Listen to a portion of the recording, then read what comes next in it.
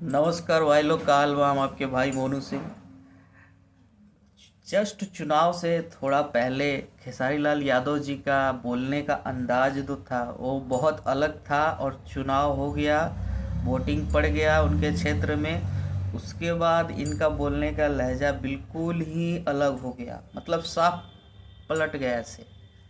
पहले जो व्यक्ति राम मंदिर के ऊपर सवाल उठाए थे कि राम मंदिर की जगह अस्पताल बनना चाहिए, राम मंदिर की जगह कॉलेज बनना चाहिए, वही व्यक्ति अभी राम की बातें, कृष्ण की बातें और राम जी की चौपाई, रामायण की बातें, यही सारी बातें कर रहे हैं अभी न्यूज़ चैनलों पर।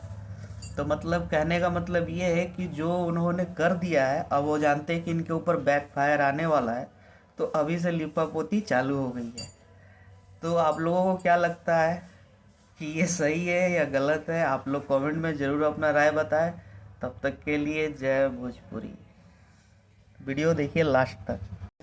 शायद कल सॉल्व करने में मुझे सच पूछिए तो भैया सर, इंसान इंसान बन जाए ना।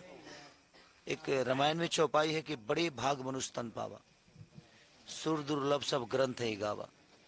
मानुष के तन में आने के लिए भगवान को भी तपस्या करनी पड़ती है कि काश मुझे मानुष के तन मिल जाती, क्योंकि जब जब भगवान मानुष के तन में आए हैं तब तब इतिहास रचे हैं। मानुष के तन में देखिए राम आए तो उनकी विचारधारा पे पूरी दुनिया चलती है।